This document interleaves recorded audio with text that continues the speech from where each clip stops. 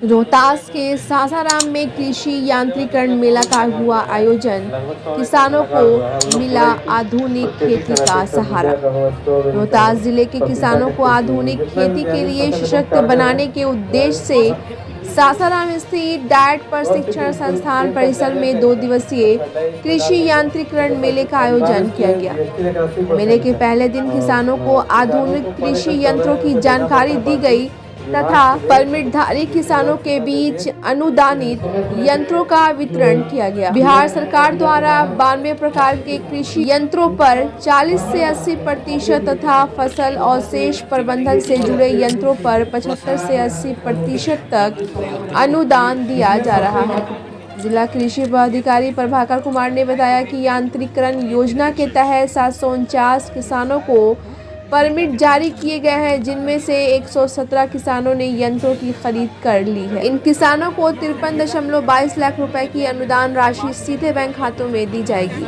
सहायक निदेशक कृषि यांत्रिकरण दिलीप कुमार शर्मा ने बताया कि फसल अवशेष प्रबंधन को बढ़ावा देने के लिए जिले के 22 प्रगतिशील किसानों को स्पेशल कस्टम हायरिंग सेंटर की स्वीकृति दी गई है, जिससे किसानों को आधुनिक कृषि यंत्र आसानी से उपलब्ध हो सकेंगे। ब्यूरो रिपोर्ट, बिहार दर्शन। देखिए, रोहतास जिला का सासाराम मुख्यालय आज इसका यहाँ 2 दिवसीय जिला स्तरीय कृषि यांत्रिकरण मेला लगा हुआ है। इस मेला में मैं दिखा रहा हूँ काफ़ी लोग हैं और किसानों से जुड़ा जो भी आइटम है वो यहाँ मौजूद है। जाहिर चीज़ है कि यहाँ डिप्टी कलेक्टर हैं। डिप्टी कलेक्टर यहाँ पे उनके सीनियर डिप्टी कलेक्टर हैं जो मुख्य अतिथि के रूप में आए हैं और ये बताएंगे कि आज का ये कार्यक्रम कैसा लगा, क्या वो कहना चाहते हैं। मैं उनके ज़ुबानी आपको सीनियर डिप्टी कलेक्टर क्या कहेंगे सर आज के कार्यक्रम को लेकर।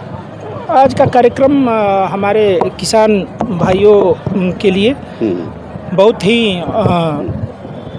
शुभ अवसर है, जिसमें उनके उपयोग की जो मशीनें हैं, यंत्र संयंत्र हैं, जो उसका प्रदर्शनी यहाँ लगाया गया है। कृषि विभाग के द्वारा कृषि मेला का आयोजन किया गया है और हम सभी किसान भाइयों से अनुरोध करते हैं कि वे अपने उपयोग के लिए अपनी मशीन और यंत्र संयंत्र का यहाँ पर खरीद करेंगे, जिसमें सरकार के द्वारा अनुदान भी दिया जा रहा है और 40% से लेकर 80% तक अनुदान दिया जा रहा है। तो इस अनुदान लाभ योजना का लाभ उठा करके और वे अपने कृषि को अधिक वैज्ञानिक और अधिक मशीनीकृत रूप से करें, रूप दे, और इससे उनका कृषि उत्पादन भी बढ़ेगा और उनके आर्थिक लाभ भी होगा। एक सवाल है सर कि अभी मैंने आपका स्पीच सुना कि पराली पे आपने बोला है कि पराली को नहीं जलाना चाहिए, सरकार का दिशा निर्देश भी नहीं है और पराली जलाने वाले किसानों के ऊपर FIR भी होगा। तो वैसे किसानों को क्या मैसेज देंगे आप? सभी किसान से अनुरोध है हमारा कि पराली को जलाना किसी तरह से हित में नहीं है, न ये पर्यावरण के हित में है, न हमारी खेत की मृदा के हित में है और न उनके हित में है। पराली का प्रबंधन ही सबसे बेस्ट उपाय है और सरकार इसके लिए प्रोत्साहित भी कर रही है। अगर कोई सरकार के दिशा निर्देश का उल्लंघन करते हुए या अपने पर्यावरण की संरक्षा के जो उद्देश्य है पर्यावरण संरक्षण का, उसका उल्लंघन करते हुए पराली जलाने का कार्य करता है, तो उसके विरुद्ध FIR की कार्रवाई जिला प्रशासन के द्वारा की गई है। देखिए, सीनियर डिप्टी कलेक्टर उद्घाटन करता है, आज के मुख्य अतिथि के रूप में है। ये क्या कह रहे हैं मैं आपको सुना रहा हूँ। यहाँ पर जिला कृषि पदाधिकारी हैं, क्या कहेंगे सर? आज काफ़ी भीड़ भाड़ है, किसान पूरे ज़िले से आए हुए हैं। हम लोग तो काफ़ी मेहनत से 2 दिन से हम लोग सबको बोल रहे हैं, सबको इनविटेशन में दिया गया है कि वो प्रॉपर आएँ, यहाँ की जानकारी लिए, पराली पे भी हो चाहे यांत्रिकरण पे हो। 40 से 80% तक सुविधा, 101 टाइप के एग्रीकल्चर इक्विपमेंट्स है और उसमें फार्म मशीनरी दिया जाता है। लॉटरी भी की गई है, ज़्यादा से ज़्यादा लोग आवेदन करें, आगे आए और नए नए इक्विपमेंट्स का यूज़ करें ताकि इस देश का भविष्य, राज्य का भविष्य और जिले का भविष्य सुरक्षित रहे। आज के इस मेला में एक खास चीज़ मैं दिखा रहा हूँ, जिला मिट्टी जांच प्रयोगशाला। ये कृषि विभाग का एक महत्वपूर्ण विभाग है। उस विभाग के यहाँ अधिकारी हैं, क्या ये कहते हैं? सर नाम क्या हुआ? नईम नुमानी साहब, बहुत चर्चित अधिकारी हैं। ये जिला मिट्टी जांच प्रयोगशाला के तो आप ही के जिम्मे है। जी। क्या कहेंगे आज के मेला को लेकर? मेला में हमारे किसान बंधु लोग आए हैं। इस मेला में इस किसान बंधुओं के जो हमारे स्टॉल पे लोग जो भ्रमण करते हैं, उनको हम लोग मिट्टी जांच के महत्व के बारे में बताते हैं कि जैसे हमारे बॉडी का सेहत का ध्यान रखना पड़ता है, उसी तरीके से हमें मिट्टी का भी सेहत का ध्यान रखना पड़ता है। जैसे हम लोग अपना बॉडी का ध्यान रखने के लिए हम लोग टेस्ट कराते हैं, जैसे CBC काउंट हो गया या जो भी हम लोग अलग से बहुत सारे जो टेस्ट होते हैं मेडिकल टेस्ट, उसी तरीके से हम लोग यहाँ पे सॉइल का भी सेहत का ध्यान रखने के लिए सॉइल का टेस्ट कराते हैं। उसमें किस न्यूट्रिएंट की कमी है, किस न्यूट्रिएंट की अधिकता है, और उसी के आधार पर हम लोग रिकमेंडेशन देते हैं।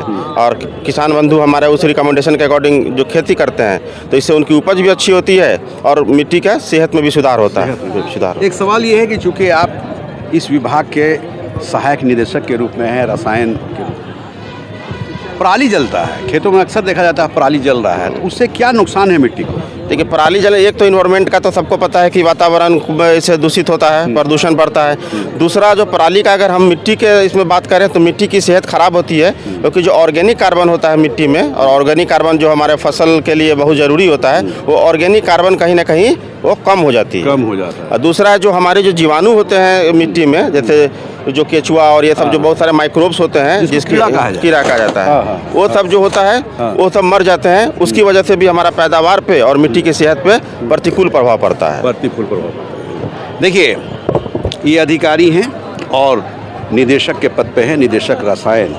जाहिर चीज़ है कि ये जो कह रहे हैं मिट्टी को कैसे रखना है और किसानों को उपज कैसे करनी है, वो ये बता रहे हैं। इनका ये कहना है कि जो किसान अपने खेतों में पराली जलाते हैं वो किसी कीमत में नहीं जलना चाहिए, चूँकि उसके जलने से मिट्टी कमज़ोर हो जाती है, उपज कमज़ोर हो जाता है और किसानों को इससे बचने की ज़रूरत है। बिहार दर्शन से असलम परवेज़।